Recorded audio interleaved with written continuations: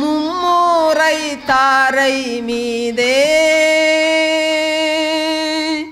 தாங்கொண்ணா வேதனையா முன்னவன் தாமே வீழ்ந்து ஜெபித்தாரே பாதகர் மீட்புறவே முன்னவன் தாமே வீழ்ந்து ஜெபித்தாரே பாதகர் மீட்புறவே பாரீர்கக்சமனே பூங்காவிலன் நேசரையே பாவியனக்காய் வேண்டுதல் செய்திடும் சப்தம் தொனித்திடுதே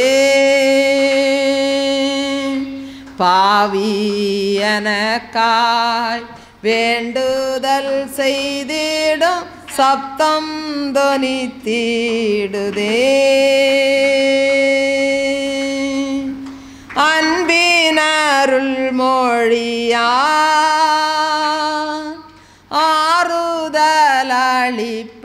ஆறுதலளிப்பவர் அன்பினருள் மொழியா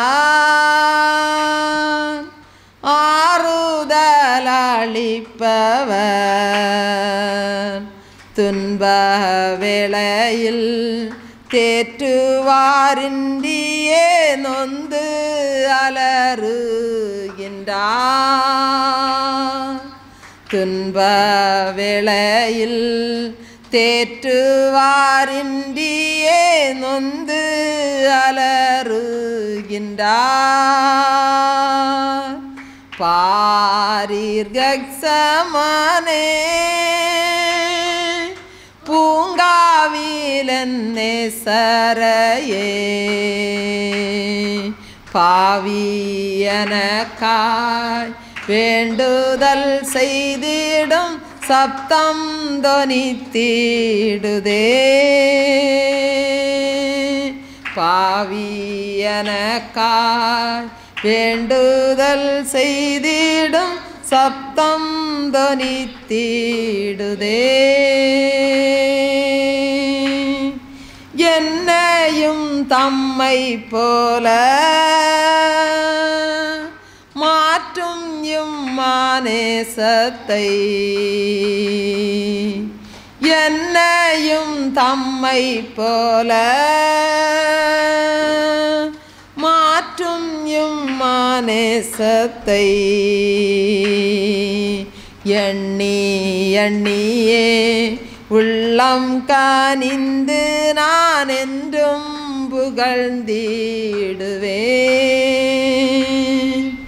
எண்ணி எண்ணியே உள்ளம் கனிந்து நான் என்றும் புகழ்ந்திடுவேன்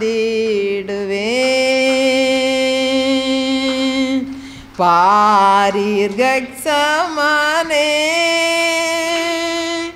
பூங்காவிலன் நேசரையே பாவியனக்காய் வேண்டுதல் செய்திடும் சப்தம் தொனித்திடுதே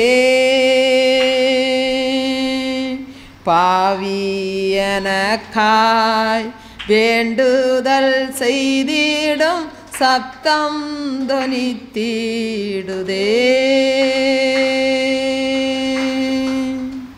அல்லேலூயா அல்லேலூயா அல்லேலூயா பிரசங்கி 7வது அதிகாரம் 9வது வசனத்தை நம்ம வாசிக்கலாம். பிரசங்கி 7வது அதிகாரம் 9வது வசனம்.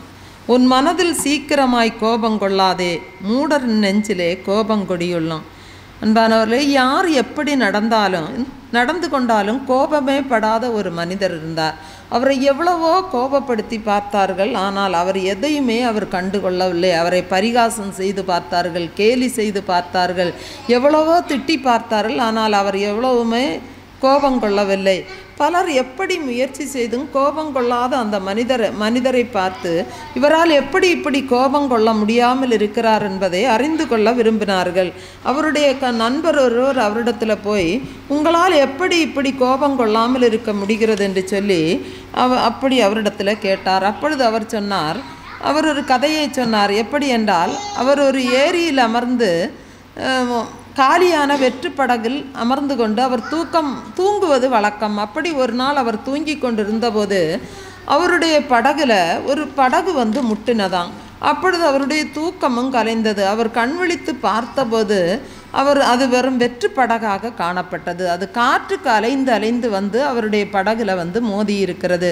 அந்த வெற்று படகின் மேல் கோபப்பட்டு என்ன செய்ய முடியும்? அப்படி என்று சொல்லி அவர் அதில் அன்றையிலிருந்தே அவர் கோபப்படுவதை நிறுத்திவிட்டார். என்னுடைய கோபத்தை அந்த படகின் மீது காட்டி என்ன பிரயோஜனம்? அதே மாதிரி யாராவது என்னிடத்தில் கோபப்பட்டால் இதுவும் வெறும் வெற்று படகு என்று சொல்லி நான் அமைதியாகி விடுவேன் என்று சொன்னார்.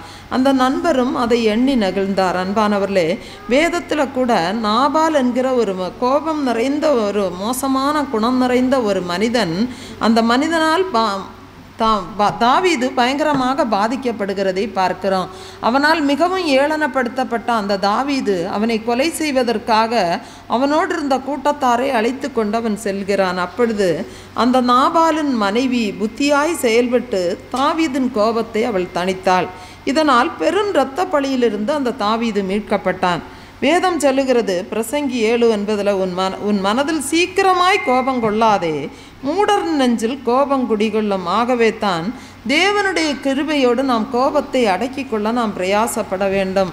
ஆகவே தான் இயேசு உங்கள் சத்துருக்களை சிநேகியுங்கள் என்று சொன்னார். இயேசுவின் அடிச்சுவடுகளை பின்பற்றி அவருடைய பிள்ளைகளாய் நாம் வாழ பிரயாசப்படுவோம். தேவன் தாமே இந்த வார்த்தைகளை ஆசீர்வதிப்பாராக. ஆமென்.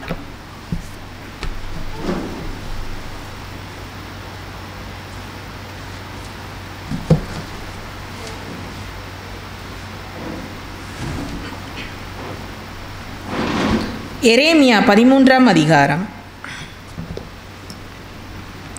கர்த்தர் என்னை நோக்கி, நீ போய் உனக்கு ஒரு சணல் கச்சையை வாங்கி அதை உன் அறையிலே கட்டிக்கொள், அதை தண்ணீரிலே பட ஒட்டாதே என்றார். நான் கர்த்தருடைய வார்த்தையின்படியே ஒரு கச்சையை வாங்கி அதை என் அறையிலே கட்டிக்கொண்டேன். 2ஆம் விசை கர்த்தருடைய வார்த்தை எனக்கு உண்டாகி அவர், நீ வாங்கினதும் உன் அறையில் இருக்கிறதுமான கச்சையை எடுத்துக்கொண்டு எழுந்து ஐபிராத்து நதி மட்டும் போய் அதை அங்கே ஒரு கண்மலை வெடிப்பிலே ஒளித்தி வை என்றார். நான் போய் கர்த்தர் எனக்கு கட்டளையிட்டபடியே அதை ஐபிராத்து நதியின் ஓரத்திலே ஒளித்து வைத்தேன். அநேக நாள் சென்ற பின்பு கர்த்தர் என்னை நோக்கி, நீ எழுந்து ஐபிராத்து நதிக்கு போய் அங்கே ஒளித்து வைக்க நான் உனக்கு கட்டளையிட்ட கச்சையை அவ்விடத்திலிருந்து எடுத்துக்கொண்டு வா என்றார். அப்பொழுது நான் ஐபிராத்து நதிக்கு போய் கச்சையை ஒளித்து வைத்த இடத்திலே தோண்டி அதை எடுத்தேன். ஆனால் இதோ அந்த கச்சை கெட்டு ஒன்றுக்கும் உதவாமற் போயிற்று. அப்பொழுது கர்த்தருடைய வார்த்தை எனக்கு உண்டாகி அவர், இப்படியே நான் யூதாவுடைய பெருமையையும் எருசலேமுடைய மிகுந்த பெருமையையும் கெட்டுப்போக பண்ணுவேன். என் வார்த்தைகளை கேட்க மாட்டோம் என்று மறுத்து தங்கள் இருதயத்தின் கடினத்தின்படி நடந்து அந்நிய தேவர்களை சேவிக்கவும் அவர்களை பணிந்து கொள்ளவும் அவர்களை பின்பற்றுகிற இந்த பொல்லாத ஜனங்கள் ஒன்றுக்கும் உதவாம போன இந்த கச்சையைப் போல ஆவார்கள் என்று கர்த்தர் சொல்லுகிறார். கச்சையானது மனுஷனுடைய அறைக்கு சேர்க்கையாய் இருக்கிறது போல நான் இஸ்ரவேல் குடும்பத்தார் அனைவரையும் யூதாவின் குடும்பத்தார் அனைவரையும் எனக்கு ஜனங்களாகவும் கீர்த்தியாகவும் துதியாகவும் மகிமையாகவும் சேர்க்கையாக்கி கொண்டேன். ஆனாலும் அவர்கள் செவிகொடாமற் போனார்கள் என்று கர்த்தர் சொல்கிறார். சகல ஜாடிகளும் திராட்சை ரசத்தினாலே நிரப்பப்படும் என்று இஸ்ரவேலின் தேவனாகிய கர்த்தர் உரைக்கிறார் என்கிற வார்த்தையை அவர்களுடனே சொல். அதற்கு அவர்கள், சகல ஜாடிகளும் திராட்சை ரசத்தினாலே நிரப்பப்படுவது எங்களுக்கு தெரியாதா என்று உன்னுடனே சொல்வார்கள். அப்பொழுது நீ அவர்களை நோக்கி, இதோ இந்த தேசத்தின் குடிகள் எல்லாரையும் தாவீதின் சிங்காசனத்தின் மேல் உட்கார்ந்திருக்கிற ராஜாக்களையும் ஆசாரியர்களையும் தீர்க்கதரிசிகளையும் எருசலேமின் குடிகள் எல்லாரையும் நான் வெறியினால் நிரப்பி பிதாக்களும் பிள்ளைகளும் ஆகிய அவர்களை ஒருவர் மேல் ஒருவர் மோதி விழும்படி பண்ணுவேன் என்று கர்த்தர் சொல்கிறார். நான் அவர்களை அழிப்பதே அன்றி மன்னிப்பதும் இல்லை, தப்ப விடுவதும் இல்லை, இறங்குவதும் இல்லை என்று கர்த்தர் உரைக்கிறார் என்று சொல் என்றார். நீங்கள் செவி கொடுத்து கேளுங்கள், மேட்டிமையை இராதியுங்கள். கர்த்தர் விளம்பினார். அவர் அந்தகாரத்தை வரப்பண்ணுவதற்கு முன்னும் இருண்ட மலைகளிலும் உங்கள் கால்கள் இடறுவதற்கு முன்னும் நீங்கள் வெளிச்சத்துக்கு காத்திருக்கும் போது அவர் அதை அந்தகாரமும் காரிருளுமாக மாறப்பண்ணுவதற்கு முன்னும் உங்கள் தேவனாகிய கர்த்தருக்கு மகிமையை செலுத்துங்கள். நீங்கள் இதை கேளாமற் போனீர்களாகில் என் ஆத்மா மறைவிடங்களில் உங்கள் பெருமையின் மித்தம் துக்கித்து கர்த்தருடைய மந்தை சிறைப்பட்டு போனதென்று என் கண் மிகவும் அழுது கண்ணீர் சொரியும். நீங்கள் ராஜாவையும் ராஜாத்தியையும் நோக்கி தாழ வந்து உட்காருங்கள், உங்கள் மகிமையின் கிரீடம் விழுந்ததென்று சொல்லுங்கள். தெற்கில் உள்ள பட்டணங்கள் அடைக்கப்பட்டன, அவைகளை திறப்பாரில்லை. யூதா அனைத்தும் குடிவிலகப்பட்டு போம், அது சமூலமாய் சிறைப்பட்டு போம்.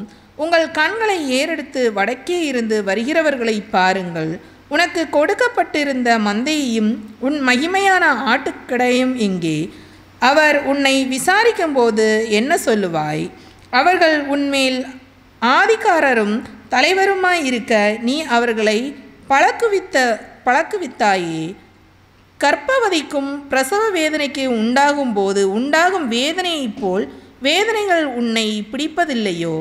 இவைகள் எனக்கு நேரிட்டது ஏதென்று நீ உன் இருதயத்தில் சொன்னாயாகில் உன் திரளான அக்கிரமத்தின் மித்தமே உன் வஸ்திரத்தின் ஓரங்கள் விலகப்பட்டு உன் பாதங்கள் பலவந்தம் செய்யப்படுகின்றன. எத்தியோப்பியரின் தன் தோலையும் சிவிங்கி தன் புள்ளிகளையும் மாற்றக்கூடுமோ? கூடுமானால் தீமை செய்ய பழகின நீங்களும் நன்மை செய்யக்கூடும். ஆதலால் வனாந்தர காற்றால் பறக்கப்படும் துரும்பை போல அவர்களை சிதறடிப்பேன். நீ என்னை மறந்து பொய்யை நம்பினபடியினாலே இது உன்னுடைய வீதமும் என்னால் உனக்கு அளக்கப்படும் உன்னுடைய பங்குமாய் இருக்கும் என்று கர்த்தர் சொல்கிறார். உன் மானம் காணப்பட நான் உன் வஸ்திரத்து ஓரங்களை உன் முகமட்டாக எடுத்து போடுவேன்.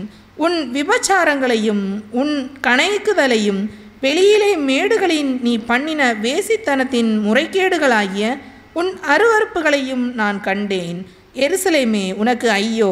நீ சுத்திகரிக்கப்பட மாட்டாயா? இது இன்னும் எத்தனை காலத்துக்கு பின் நடக்கும் என்கிறார் கர்த்தர். ஆமேன்.